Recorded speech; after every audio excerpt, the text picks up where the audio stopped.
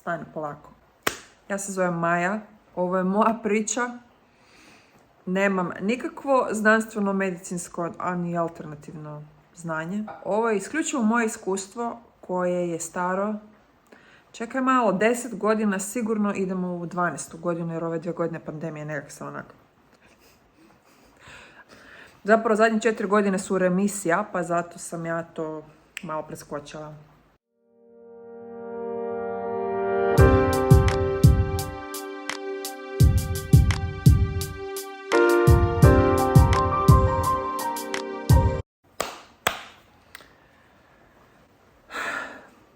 Deset godina. Idemo. Ću napraviti neki timeline da se ni ja ni vi ne pogubimo, a da je ovaj video svima koristan i da će vam skratiti put koji sam ja prošla i greške koje sam ja radila dok nisam shvatila šta je to artritis, šta se to zapravo meni događa. Šta je to uopće reumatoidni artritis? Autoimuni proces. Što znači autoimunu? To ono znači kad sam sebi autogol zabiješ. Kako je to sve počelo? Počelo je točno, sjećam se, bio je, pa je sad ovo, dan nakon koncerta od Beyoncé od 2009.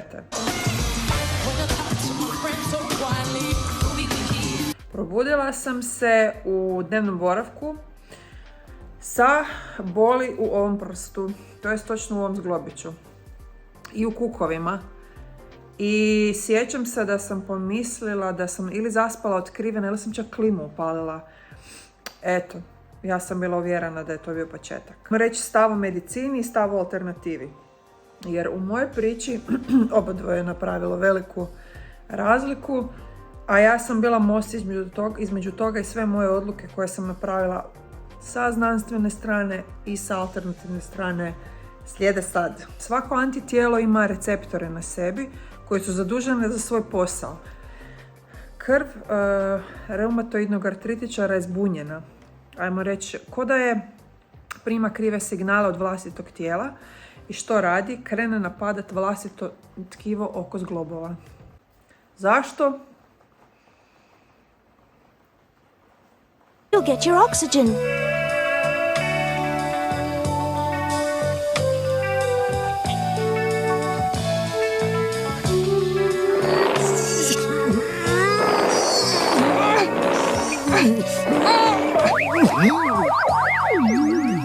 Jako je važno kad gledate nekoga ko se razboli, da gledate i njegov kontekst. Što se u tom trenu događalo, kako si jeo, kako si živio, kako si spavao, što si mislio, koja si uvjerenja nosio. Dakle, kompletni lifestyle. Meni kada se počelo to događati, prvi simptomi, imala sam 26 godina i sjećam se točno da sam proživljavala sam veliki emocionalnu krizu jer sam prekinula dugu vezu koja me je stvarno brate satralo me, a ja sam prekinula. Nebitno, to ćemo u drugom videu. Prekinula sam tu dugu vezu i sjećam se da sam sjedila u uredu i da sam shvatila da uopće ne volim svoj posao i da sam pomislila, Bože dragi, jel čekaj sad to. Ja sam završila faks, imam dečka, imam auto, imam smještaj, kao skučena sam. A vidi kako se osjećam. Ja sam bila tip koja je sklona poricanju.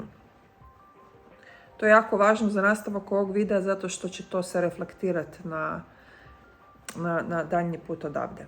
Imala sam tu vezu hrabro, to čak sad kad gledamo nazad je bilo hrabro, ali nisam to procesuirala. Pravila sam se da je sve ok i šta sam radila? Samo sam izlazila, puno se partijalo, puno se pilo, nije se razgovaralo o nikakvim emocijama s prijateljima, ništa nisam dijelila, sve je bilo zatvoreno u meni i kad jednog dana pokucao na vrata ovaj zglob ovdje. U to doba sam i faks završila, sve je nekako bilo se skupilo i odjednom mi se život počeo mijenjati tako da sam onda se prvi put suočila sa osjećajem kontrole koje imam u sebi. O tome ćemo, kad ćemo pričati malo o emocijama dublje. Kako su one povezane sa autoimunim procesima? Itekako su povezane. Uspostavljanje dijagnoze je trajalo punih 2 godine. Ne bih čak rekla da je tu neko kriv, kao ajme zašto nisu samo izvadili, to se takozvano zove RF faktor, odnosno reumatoidni faktor.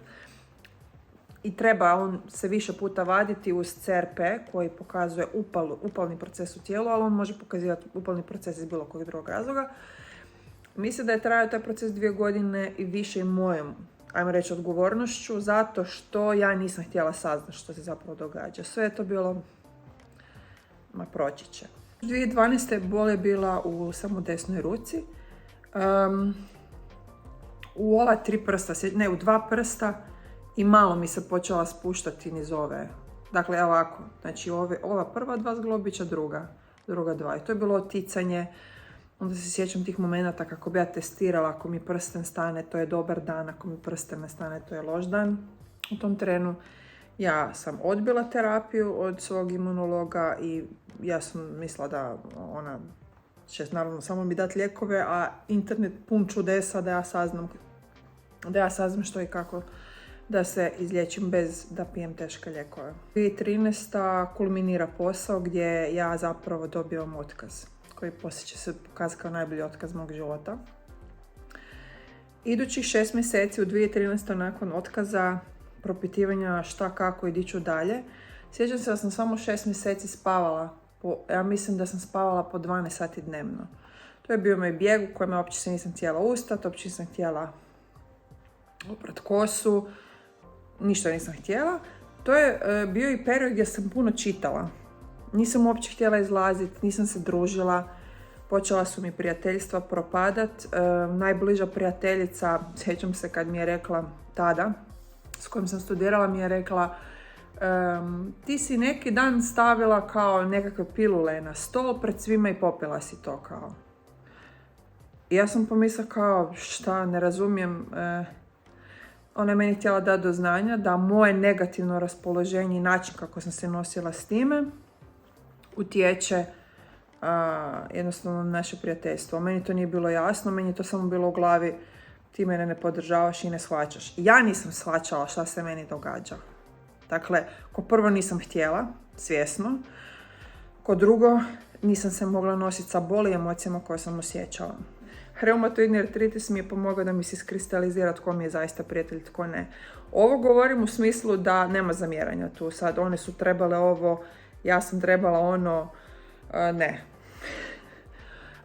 Dogodit će vam se to, ljudi koji imaju artritis i koji vam uđu u zamor i bol, kada vam je cijeli dan prekriven s boli, a vaši prijateljice i prijatelji žive sretne živote, idu na posao, imaju dečke, socijaliziraju se, a vi ne možete oprati kosu ili zube sami, onda se ni ne možete shvatiti. I to ne govorim da ih njih pravdam ili da sebe opravdavam, ali mogu razumjeti. Mogu razumjeti zašto su ljudi takvi. Na kraju krajeva svi odnosi vam se na kraju pokažu da li trebaju biti ili ne trebaju. Sad, 12 godina poslije mi se perspektiva promijenila, ali tada sam to jako, jako emotivno i teško primila. Kao ne podršku i ne shvaćanje.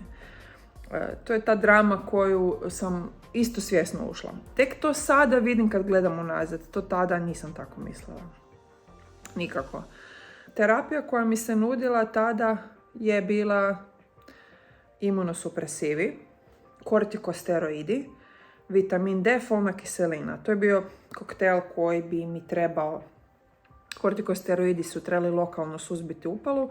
Imunosupresivi su zapravo najteži oblik terapije. Svrha da smire vaš imunitet. Dakle, da vaš imunitet ne napada samog sebe. Meni su liječnici tada htjeli dati do znanja, Majo, mi moramo ugasiti požar.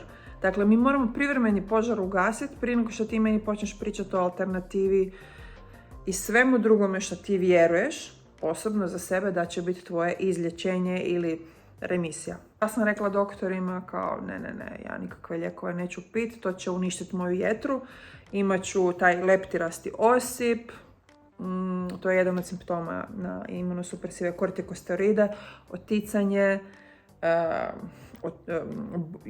još veće crvenilo i tako dalje. I ja sam zapravo samo pila brufene i odlučila sam se sama alternativom liječiti. Jedno jutro izašla sam na dvorište, standardno loše volje i susjeda moja se pojavila. Ja sam rekla da ako je ovo život koji ja sad trebam živjeti, da ne zanima me uopće da živim takav život. Moja susjeda je meni rekla, joj, pa ja ti imam isto artritis, znaš. I tada sam otkrila i takozvani, zovu ga starački artritis, odnosno osteoartritis, koji nema veze sa reumatoidnim artritisom, koji zapravo nastaje sa trošenjem zglobova kroz godine života. Ona meni dođe i kaže, daj probaj si ove kapsule. I to su bile MSM kapsule. U roku 3 dana mi se vratila funkcija u šaku. To je bilo to. Ja sam našla rezultat, ja sam našla rješenje. Ja ću ozdraviti, meni samo fali taj dodatak prehrane, fali mi vitamin, fali mi mineral. Nije samo to.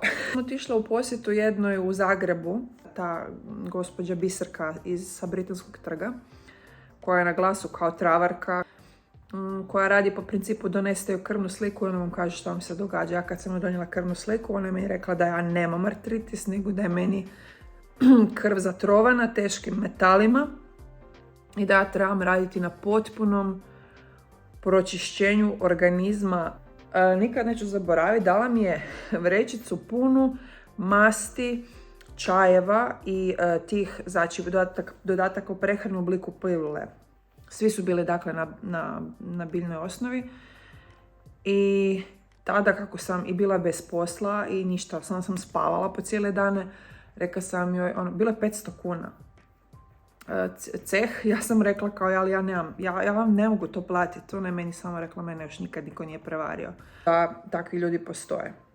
To je isto bio početak svih mogućih iscijeljitelja, mentora, ljudi koji ću ja srest na putu od 10 godina. To je, što sam ja više to koristila, meni se artritis pogoršavao. Moj mozak je, moja logika je bila u tom trenu, aha, to ne pomaže. Ali alternativa je općenito pristup sa prirodne strane bilo kojim autoimunim procesima. Pa čak i da radite, ne znam, dijetu. Ili da radite, ne znam, hoćete si pročistiti crijeva sa himalajskom soli i vodom. Jednostavno vam mora postati puno gore prije nego što vam postane puno bolje. I još jedna stvar, artritis nije konstantna bol kao što nije ni konstantni zamor, nego ima takozvane, to Amerikanci kažu when the flare is up. Dakle, to vam ide u valovima. Vi možete imati, ajmo ga nazvati, dobre dane i loše dane. Ja bi taj takozvani flare znala predosjetiti da on dolazi. Kad su mi se cijelo tijelo krene ko povlačiti i krutiti u sebe, ja znam da će mi opasno me napast boli. Ja sam tu već počela pit brufene da preskočim flare, da preskočim taj napad koji bi me blokirao između, pa cijeli dan bi mi uništiti, u smislu ili bi morala uzeti bolovanje, ili se ne bi uopće ustala iz kreveta, ili bi samo išla od WC-a do kreveta. Ako bi zakasnila i ne bi popila brufen, to bi bilo između 8 i 12 sati potpune poluparalize. Isnu četkicu za zube, oprat kosu, oprat zube, uopće dignut vrat, ustat se, to...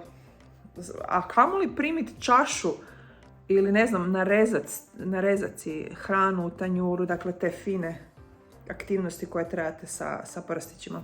Vidi kako se sad miću. I onda sam krenula kukaj majko, tepaj majko, karaj me majko. Ovo je moja sudbina, ja se ti moram saživjeti, mene niko ne shvaća. Dobar stari victim mode. Nisam dugo znala da mi taj način razmišljanja uopće neće koristiti. Možda će sad nekom koristiti da shvati da no Consuela, no victim, no. No.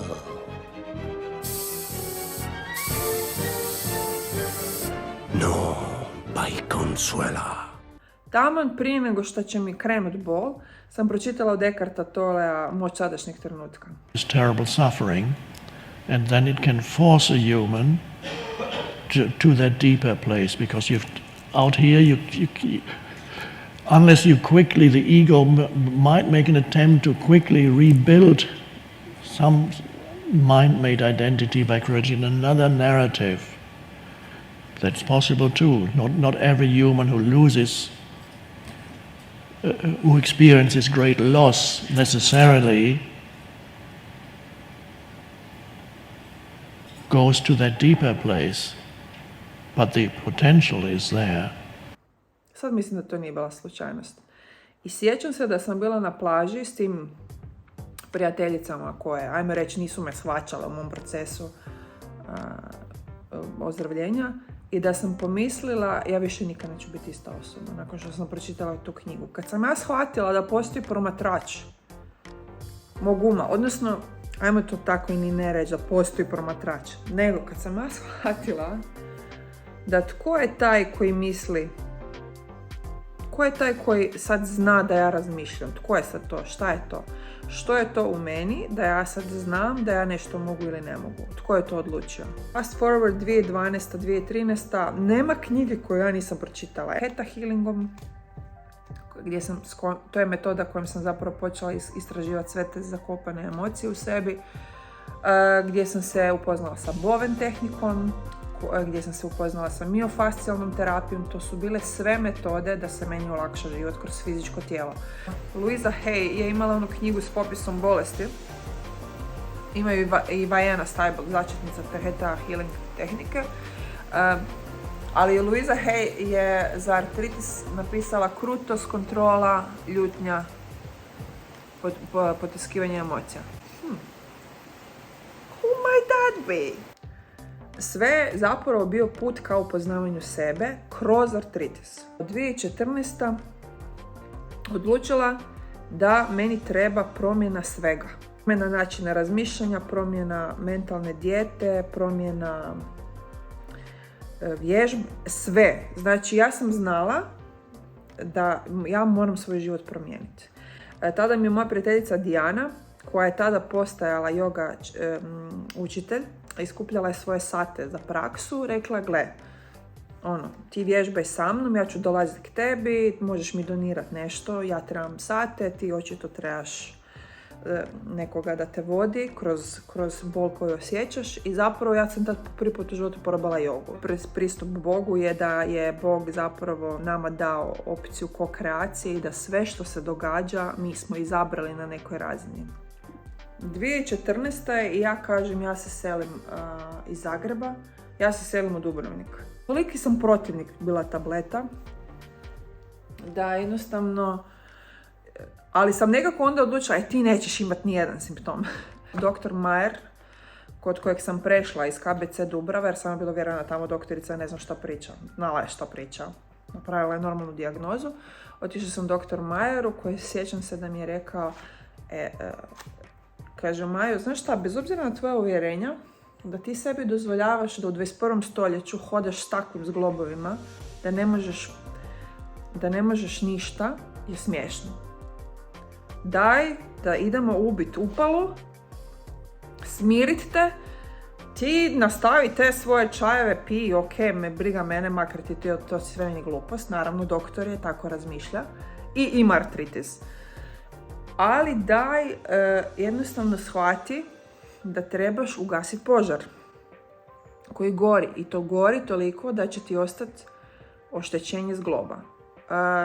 U jednu ruku se to i dogodilo. Moj desni zglob je ostao ograničen. Evo, pokazat ću. Dakle, ja ne mogu 90 stupnjeva ljudi mogu staviti ruke, ja to ne mogu. Evo ga, sad sam izvrnula. Ovo je moj maksimum. Dakle, ovih zglobića tu njih. Svaki put kad bi ja stavila te tablete i progutala, ja sam pomišljala, ovo je za moje najveće dobro, ovo je za moje najveće dobro. Ljudi dragi, nećete vjerovati, ja ni jedan simptom nisam imala. S ova dva prsta na ove zglobove i prešlo je na ruku. Sve u artritisu ide u paru. Najčešće su 2 koljena, 2 gležnja. Kod mene je to sve stalo na ručnim zglobovima. Hvala Bogu, opametila sam se na vrijeme da shvatim što znači da trebaš zaista smiriti upalni proces. Vježbanje joge mi je bilo strašno bolno. To je baš me bolilo i osjećala sam da probijam tu kontrolu u sebi, taj perfekcionizam, jer zamislite od profesionalnog odbojkaša da ne možete stati u sklek. Sklek.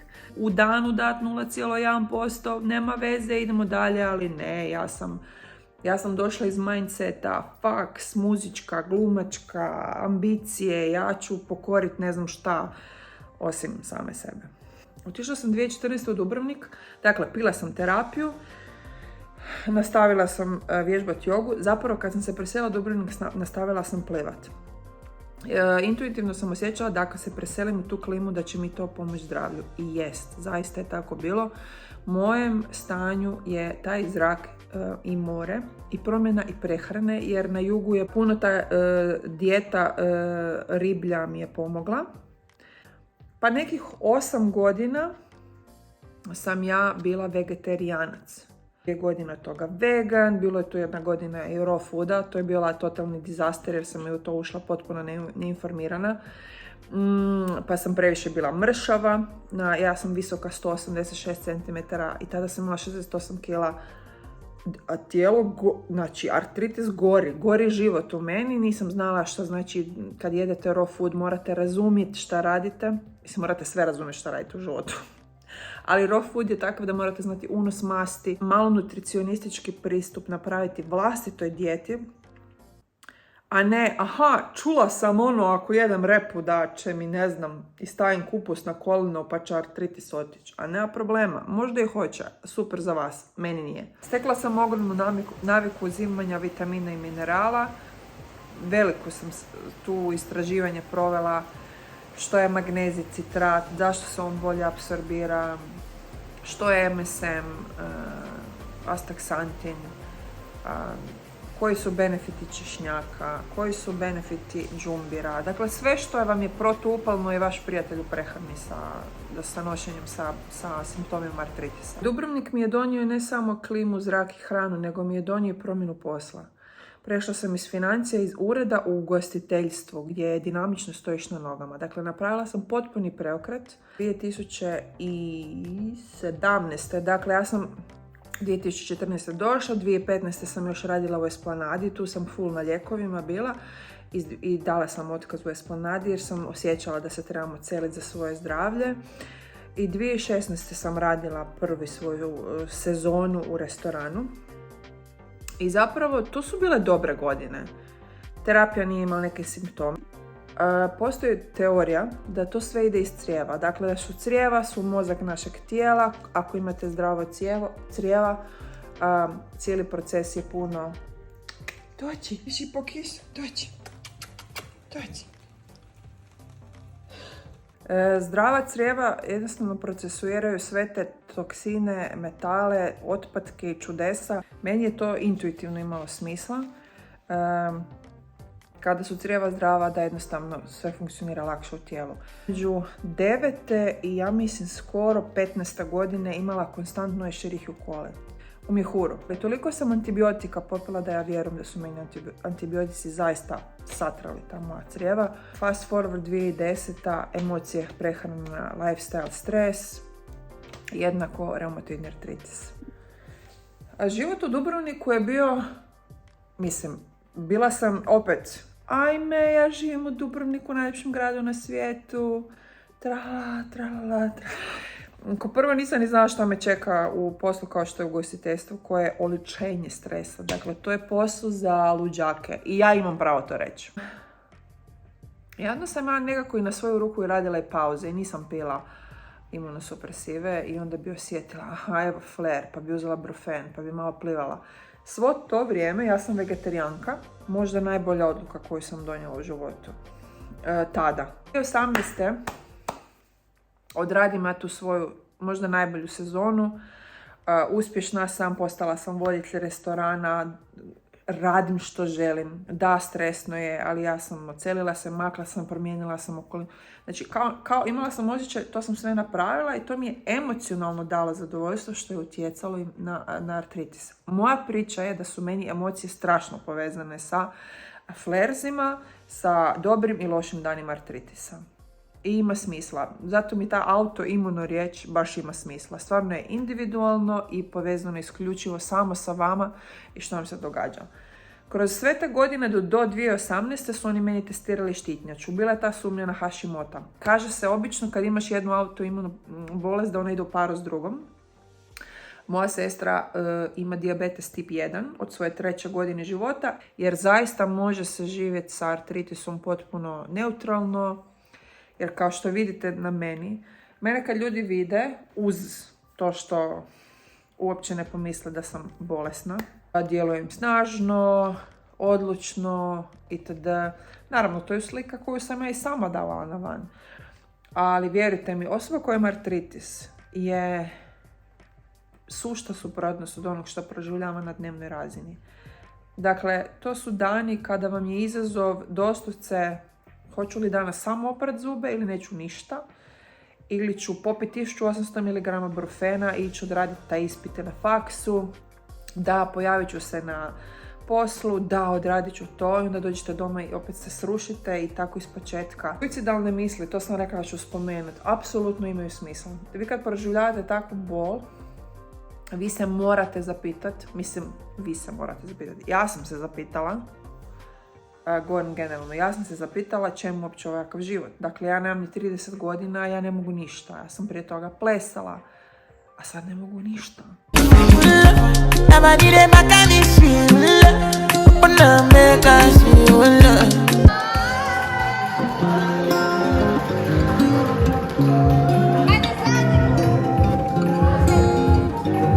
Znači, zašto bi ja živjela? To je za mene bila vrlo logična misao.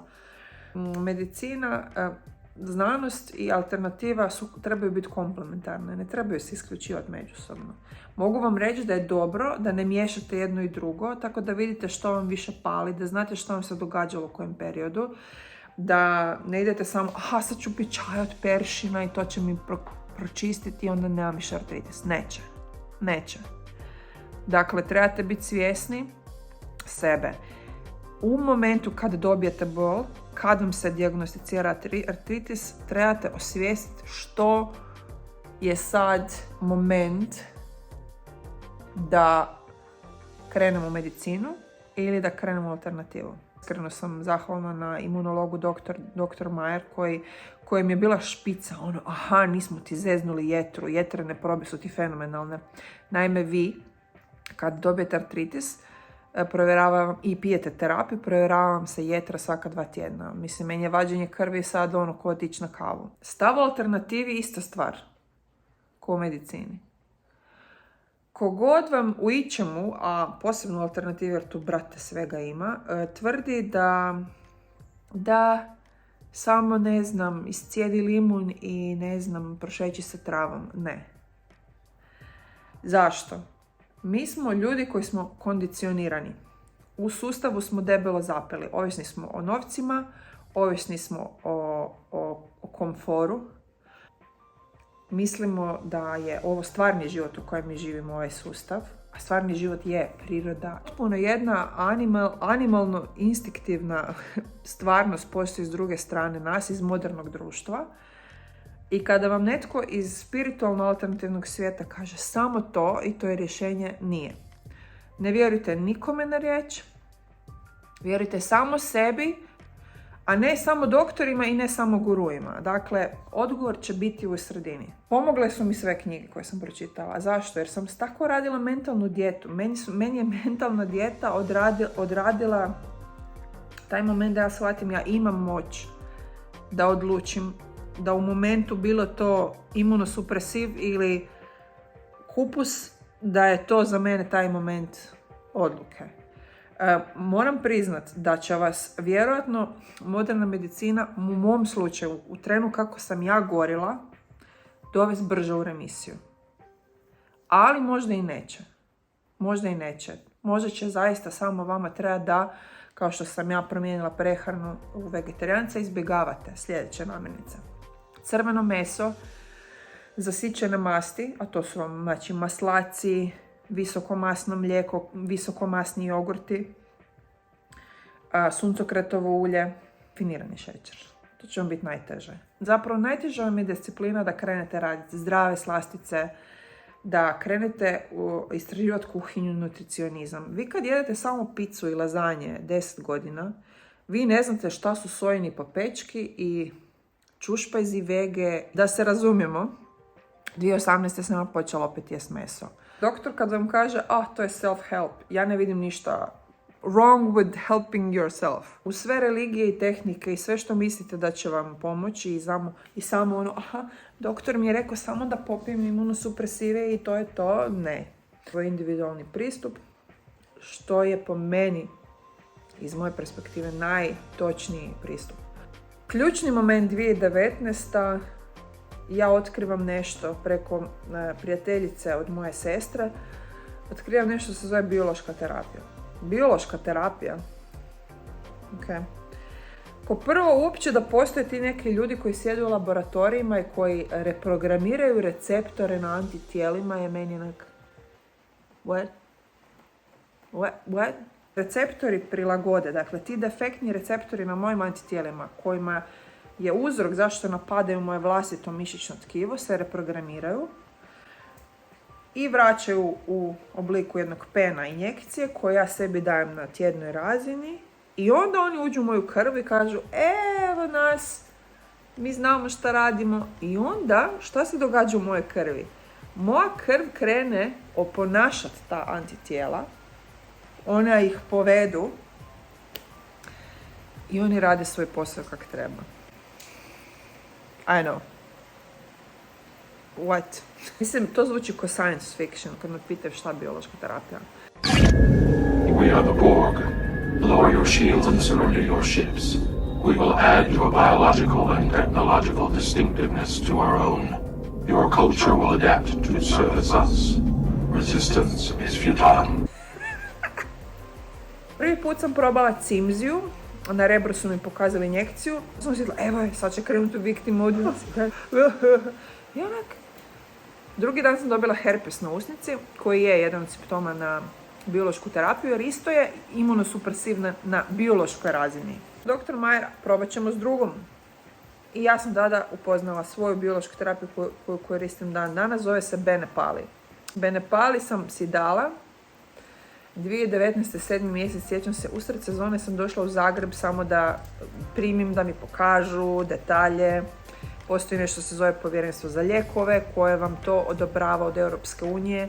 Se sjećam da sam se ja probudila, ja sam znala da se nešto kardinalno promijenilo u mom tijelu. To vam nije bilo, manje me boli ili ja sam sad nešto. To je bilo ko neki veo da se dignuo s mene i kao da sam ja prodisala. Zaustavila se širenje upalnog procesa na druge zglobove. Nijedan drugi zglob mi nije bio zahvaćen. Imala sam super sezonu. Imala sam osjećaj koja sam pobjedila nešto. Zapravo sam samo pobjedila sebe. Artritis je kao bio to desetljeće u mom životu kao neki moj učitelj. Taj Theta Healing koji je dobrih 5 godina bio u mom životu. Uz Erika Dause taj clearing. Sam ušla u taj svijet, ali sam i dalje zadržala ono da ne vjerujem nikome što mi išta kaže. Da sam itekako sklona denialu i da sam toga sada svjesna. Da itekako su mi emocije povezane sa boli i prehrana. Samo šetnja, brojač koraka je dovoljno da se vi krećete. Moglo je biti brže, definitivno. Sad sam, znači, 2019, 20, 21, 22. Ove godine u remisiji su sasvim jedan drugi život za mene. Najveći dio ja sam mislila da više nikad neću plesati.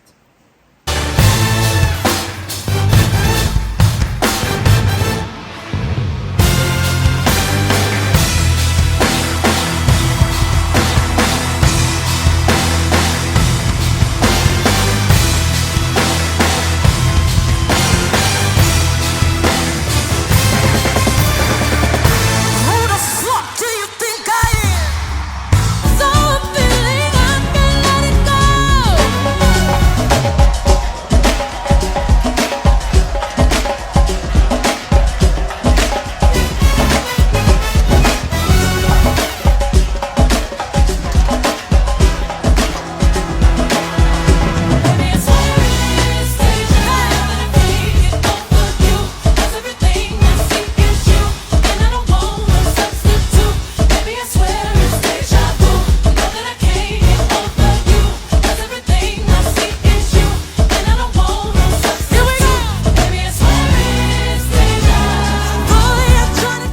Iznimka u davanju biološke terapije mi je što je meni propisano tu jednu dozu, 1 pen tjedno.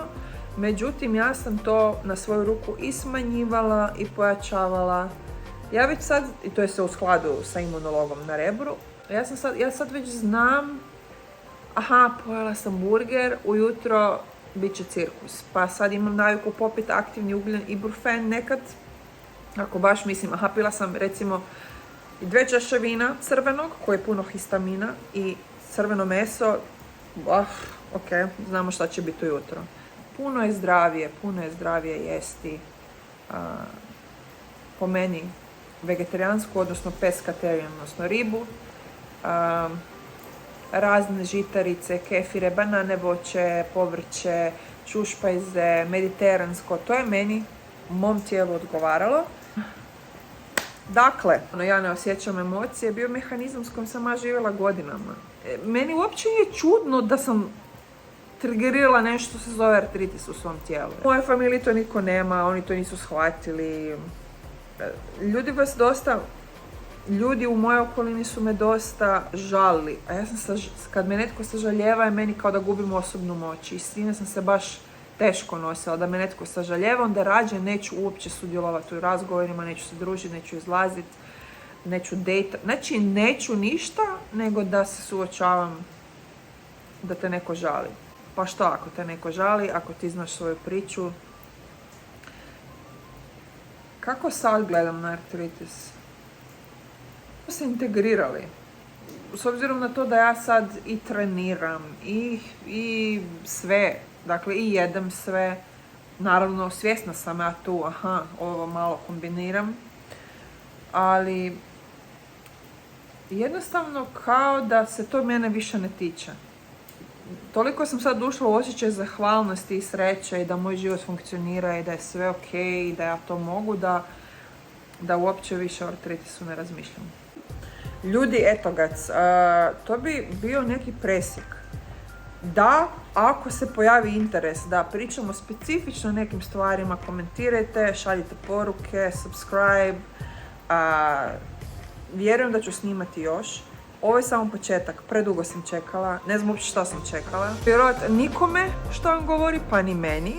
Provjerite sami, istražite sami sve što ste čuli u ovom videu, da li to vama ima smisla ili ne. Ako imate simptome artritisa, znajte da nije gotovo i tekako se možete dovesti u takvu remisiju da i dalje ljudi koji vas gledaju misle, čekaj, šta je tebi?